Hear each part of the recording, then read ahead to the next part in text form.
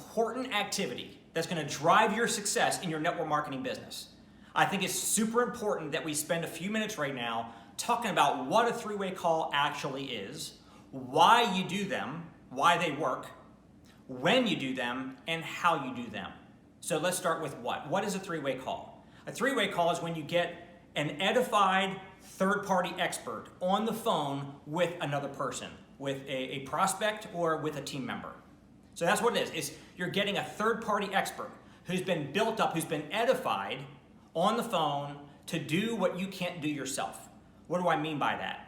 Well, the reason why we do three-way calls is because if you take a look at the chart that we're going to show you right now, that was actually based on page 75 in my Building an Empire book, you see in the chart that you've got your prospects, okay? You've got a bunch of prospects who trust you. They know you, they like you, they trust you, but they don't respect your business opinion about this particular business. So you've got the trust factor there, okay? But you don't have the respect. But you can edify this third-party expert, basically building up that person's credibility in the eyes of your prospects. So if you edify this third-party expert, you now have bridged the gap of respect, so now your prospects respect this expert. So when you use edification, you're basically giving credibility or influence to another person to use on your behalf. If you want to have duplication happen in your business, you have to use third party. Because if you make it all about you, if you think you're so smart and you're so slick and talented and you can close people on your own, hey, you might be able to close people on your own. But what I learned years ago, and the reason why I've made millions of dollars in network marketing, is because I learned that you need to do what duplicates, not just what works. If it works, great. It might work for you, but it probably won't work for other people if you do it on your own. But if you use third party, that's what duplicates. So don't do what works, do what duplicates. Third party using three-way calls is what duplicates. So if you take it off of you and put the focus of your prospects on somebody else that you've edified, you've given influence to, they will now be able to use that influence to talk to your prospect, to answer their questions, to share their story, to close them and get them started in the business for you. And guess what they're going to do? They were going to remember when they start talking to their prospects to not make it about them, because that also won't work. They're going to make it about somebody else. They're going to edify you or somebody else to talk to their prospects just like you did with them. See, 90% of the training that happens in network marketing happens when somebody's brought into the business. They're always going to remember, what happened to me? What did they do that got me started? Because obviously it worked to bring them aboard, so they're going to go out there and try to copy that when they're trying to bring other people on board. So a three-way call is getting a third-party expert that's been edified on the phone with your person, okay? The reason why you do it is because duplication only happens when you've got a third-party person who's been edified, who has influence, that can actually work the equation for you. Now, when do you do a three-way call? Well, there's two different times that we're going to talk about right now. There's 5 times that I talk about in my book. But the first one is closing after a prospect's already reviewed a presentation. So let's say you invited your prospect to check out a business meeting or a Zoom meeting or a conference call or watch a video. What you want to do after that is ask them what they liked about what they saw, then edify the third-party expert and get that person on the phone. That's when you do a three-way call, is to close a prospect after they've seen information and they're closable. They can make an informed, educated decision now. Or you might be using it to promote for one of your team members to come to a convention, to attend an event, to get on a conference call. So you're using it for closing, you're also using it for promoting to existing team members. Now let's talk about the how, because the how part is super important. There's 2 different roles that are happening here: the recruiter and then also the third-party expert. So let's start with the recruiter. What is the role of the recruiter in this three-way call process? The first thing a recruiter wants to do is ask the prospects questions to be able to discover problems in their life that your product or your opportunity can solve. I like to say, stop selling, start solving. Stop recruiting, start solving. We don't want to go right into a pitch, trying to pitch our product or pitch our opportunity on our prospects, on people, because that's just going to blow them away. It's going to cause them to go the other direction. Nobody wants to be sold. Nobody wants to be recruited.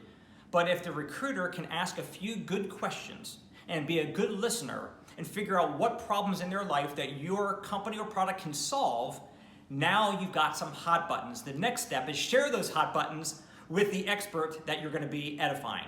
Okay? So you ask good questions, you find out what their problems are in their life that you can solve, share those hot buttons with the upline expert before the call happens, right? And then the next step is find out how your expert wants to line up the phone call.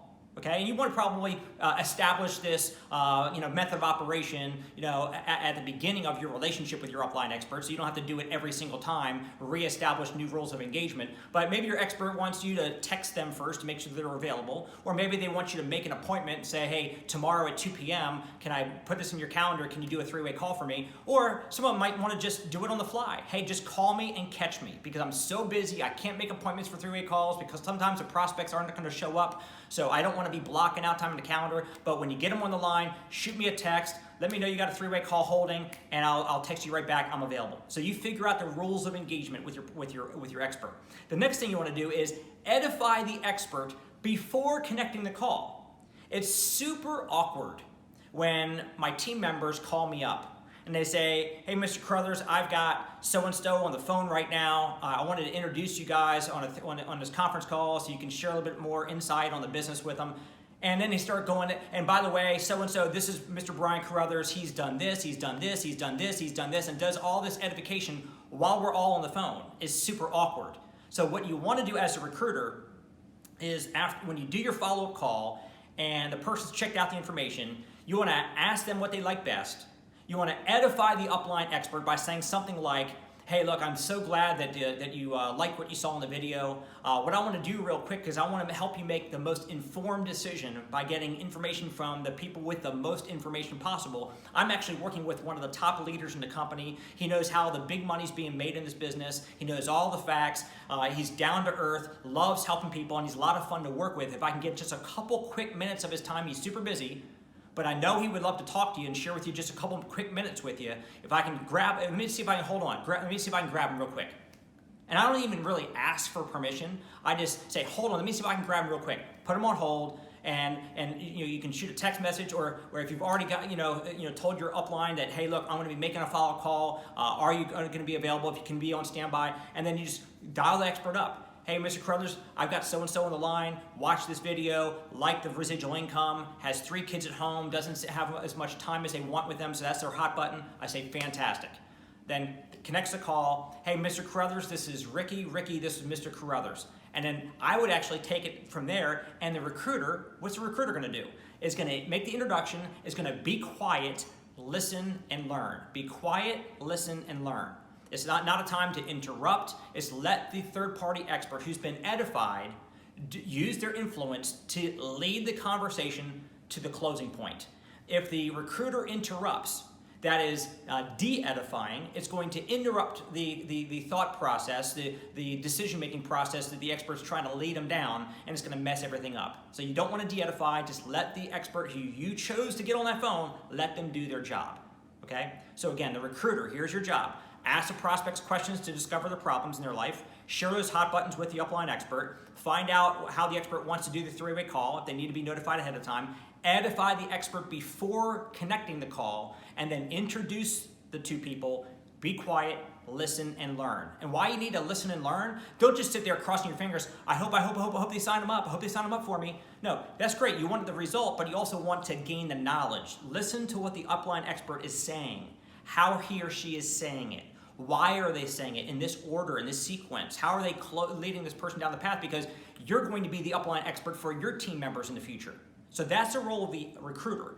Now, the role of the expert is a little bit different. The expert gets on the phone. And by the way, let me just say this as a part of the edification process. I actually just share with you the 4 main ways to edify. Knows the facts, knows how the big money's being made. Even if they're not making big money yet, they know how the big money's being made, right? So knows the facts, knows how the big money's being made, is down to earth, loves helping people, and is a lot of fun to work with. You cover all 4 personality types. The factual people, the people that are money motivated, the people that love to help people, and the people that are looking to have fun. That's going to cover any prospect you put on the phone. That's how you do the edification, right? So the edification needs to be done properly every single time in order for the expert to be able to have that influence. right? So that's the important thing, is the recruiter knows their role. The expert needs to have his or her role understood. So when the edification's done, the call is turned over to the expert is now going to ask, hey, what did you like best about what you saw, about what we're doing? And that person's probably going to reiterate again, I like the residual income, or I like the service, or I like the product, or whatever the case is. Then the expert's going to feel, felt, found them.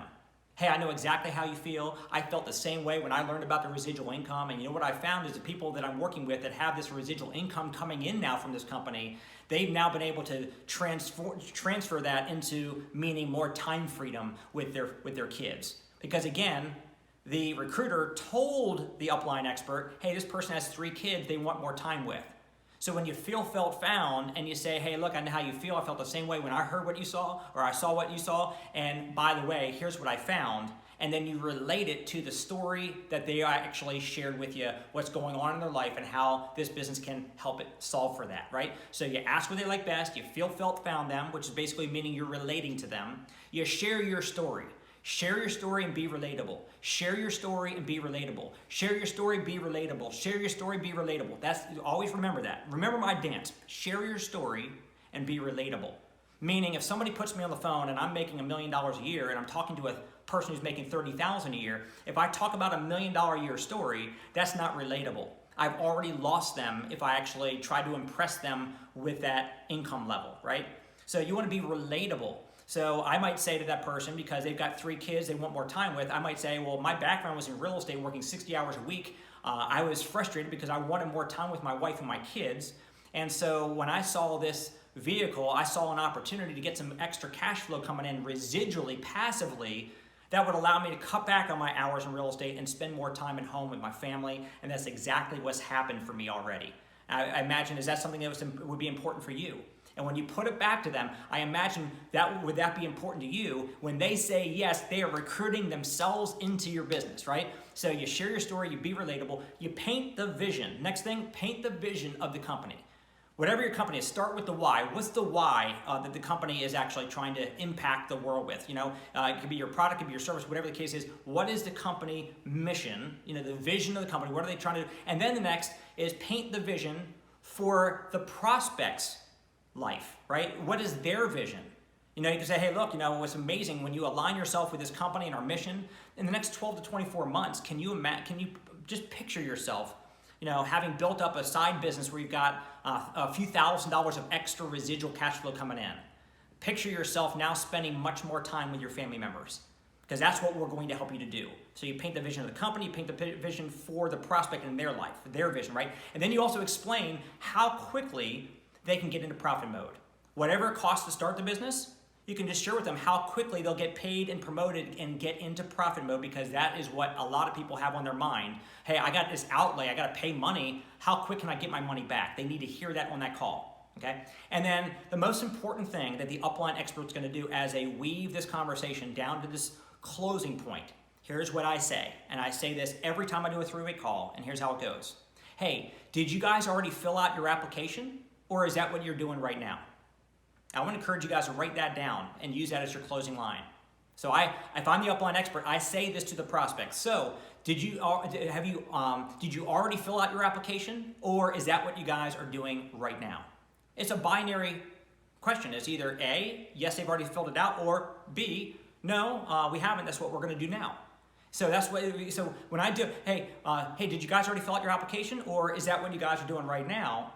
Usually they say something like, because I already know they didn't. The person who is using me for the 3-way call, the recruiter, already told me he wants me or she wants me to close this person for him. So I already know the answer. I already know that the prospect has not signed up yet. But usually it goes like this. They usually say, well, no, we haven't. I guess that's what we're doing now. Perfect. I say, perfect. Okay, I'm excited that you're getting started in this business. I look forward to working with you. And then you edify the recruiter back. The recruiter edified the expert, so now the expert has the influence, has the credibility, all right? So then you use some of that influence to give some of it back to the recruiter, because that's going to be their sponsor. We need that prospect who's now joining the business to have respect for their sponsor, and we can give that back to them. We can finish the call by edifying the recruiter back, saying, "Hey, Ricky, I look forward to working with you in this business. And by the way, so and so, is a tremendous asset to our company. Is a great upcoming leader. You could not have found a better person to be locking arms with in this business. I'm so excited for you. Between you, him, and me, the three of us, we're going to build a great business with you, together." So, and then you leave them to finish the call, filling out the application. Right? Say, "Hey, I'm going to go ahead and drop off. I'll leave you, the two of you on the line so you can stay on and get the application filled out. It'll only take about three minutes or so. And as soon as you guys are done, let's go ahead and get you on the getting started information and get a call booked again so we can get back on the phone and create a game plan for you." So again, a three-way call, you got two different roles. The recruiter has a role, and then the expert has a role. The recruiter edifies the expert answers the questions, paints a vision, actually asks a closing question, and then re-edifies the recruiter back to give them power to work with that person going forward. That's the power. That's how you do a three-way call. Now, three-way calls, I just want to make sure you understand, they are not a sign of weakness. If you think three-way calling is a sign of weakness because, again, in corporate America, you're supposed to do everything yourself. Here, you have to use three-way calls. You have to take it off of you if you want duplication. If you're finding that your recruits are not duplicating, your recruits are not recruiting, if your team is not growing away from you, it's because duplication is being stopped somewhere. Typically, it's because it's the leader who's making it about himself or herself and not teaching three-way calling. When three-way calls go up in my organization, I know recruiting follows and sales follow. When recruiting goes down, I know that three-way calls are not happening. So it's important that we all understand what this means to our business. This process allows the new recruits to have no fear in starting their recruitment process. I'm going to repeat that. By using this three-way call process, you allow your recruits to get into the no fear zone. They won't fear talking to prospects because in their minds they're thinking, I don't need to know everything. If I have to know everything first, I'm going to get stuck in the classroom. I'm going to get stuck studying everything about the product and the comp plan and all that, and they're going to get paralysis by analysis. But if you teach them three-way calls and say, look, you don't need to know squat. You need to pique people's interest, get them to check out a presentation of a third-party kind, and then get them on the phone with me so I can answer their questions, paint the vision, and close them for you. That is what's going to get them to go out there and get engaged in the activity. And when they recruit people and they use three-way calls to recruit their people, they're going to see the same exact thing. So look, everybody should be brought into the business using a three-way call. And then you do 2 or 3 three-way welcome calls with successful people on the team to anchor them into the business, right? Always use three-way calls to bring them on board, to anchor them, and you can even use three-way calls to get your team members on the phone with somebody who's excited, to encourage them to come to a convention, to get on a conference call, to attend an event. Three-way calls are the most useful activity you're going to find that's going to be the key to duplication and momentum in your business. If you appreciate what I just shared with you, start doing three-way calls immediately. Like, you find some prospects that you've been trying to talk to, get them on the phone with your upline. And then also send a copy of this video to everybody on your team so that they can see how this is supposed to work and they can start using you to do their three-way calls. Let's get duplication and momentum.